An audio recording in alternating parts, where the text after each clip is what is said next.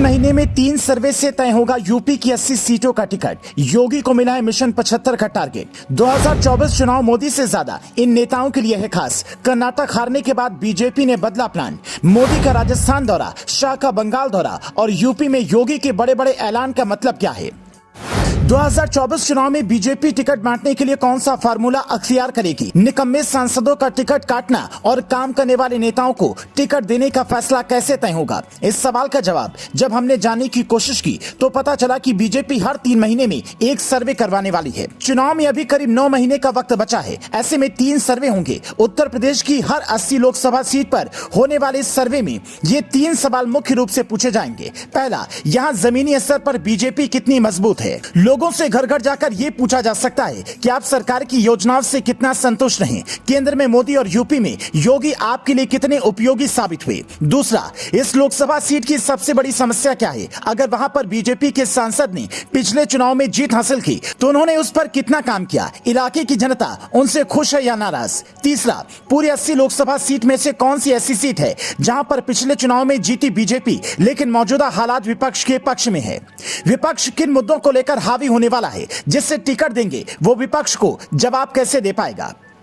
उत्तर प्रदेश में कुछ लोकसभा सीटें ऐसी हैं जहां के सांसदों से जनता नाराज है। अब चूंकि योगी को मिशन 75 का टारगेट मिला है, पिछले चुनाव में बीजेपी सिर्फ 62 सीट ही जीत पाई थी। ऐसे में पिछली बार की सभी सीटों को बचाने के साथ साथ 13 नए सीटों को जीतने की चुनौती होगी। इसके लिए टिकट बंटवारे से लेकर प्रचार तक में खास ख्याल रखना होगा। योगी ये बात अच्छी तरह से जानते हैं, इसलिए निकाय चुनाव में जमकर मेहनत की और चुनाव से पहले ही गांव-गांव तक पार्टी के पक्ष में माहौल बना दिया।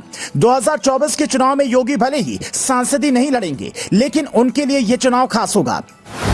योगी मिशन 75 का टारगेट अगर पूरा करते हैं तो बीजेपी शासित सभी मुख्यमंत्रियों में सीट जीतने के मामले में योगी सबसे आगे होंगे। यूपी मॉडल सबसे फेमस है, ऐसे में प्रधानमंत्री पद पर दावेदारी उनकी और मजबूत होगी। योगी के अलावा ये चुनाव उन युवाओं के लिए भी खास होगा जिन्होंने अपने इलाके में खूब काम किया पर पार्टी की तरफ से मौका नहीं मिला। ऐसे युवा चेहरों को पार्टी आगे ला सकती है ताकि युवाओं को साधा जा सके। राहुल गांधी से लेकर पूरा विपक्ष भी युवाओं को ही साधने की कोशिश में है। कभी कभी विपक्ष इस कोशिश में कामयाब हो जाता है। कर्नाटक इसका जीता जागता उदाहरण है। जब तक बीजेपी कर्नाटक नहीं हारी थी उसे लग रहा था कि उत्तरी भारत के राज्यों जैसे यूपी, राजस्थान, हरियाणा, छत्तीसगढ़, मध्य प्रदेश और बिहार से जो सीटों का नुकसान होगा उसे दक्षिण से पूरा कर लेंगे। इसलिए तमिलनाडु, तेलंगाना से लेकर केरल और कर्नाटक तक जोर था, पर उधर हार होते ही प्लान बदल चुका है। अब फोकस नॉर्थ इंडिया पर बढ़ चुका है। इसीलिए टिकट बंटवारे में कई नए नियम बन सकते हैं। आपने देखा होगा पहले शाह बंगाल में ज्यादा वक्त बिता रहे थे जबकि मोदी इन दिनों राजस्थान के दौरे पर खूब जा रहे थे, जिसका मकसद सिर्फ राजस्थान विधानसभा चुनाव 2023 नहीं बल्कि लोकसभा चुनाव 2024 में बम्पर जीत हासिल करना भी है।